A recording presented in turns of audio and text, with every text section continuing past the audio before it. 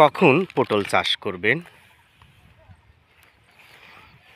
পটল চাষ পদ্ধতি, পটল চাষের উপযুক্ত সময় সাধারণত আগাম ফলনের জন্য নভেম্বরের মাঝামাঝি থেকে পটলের চাষাবাদ শুরু হয়, চলে মার্চের শেষ অবধি।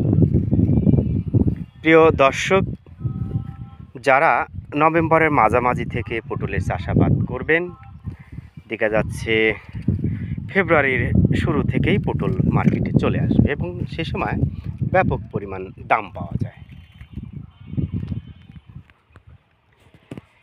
পটলের পরিপক্ক কাণ্ড বা লতা পটলের বীজ হিসেবে ব্যবহার করা হয়ে থাকে।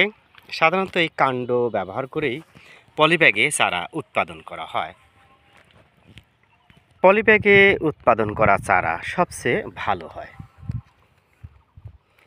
আপনারা দেখতে পাচ্ছেন হাইব্রিড জাতের বাড়ি পটল এক ধরেছে, কিন্তু প্রচুর পরিমাণে উপর থেকে যদি দেখেন। যাই হোক, ভালো থাকবেন, সুস্থ থাকবেন।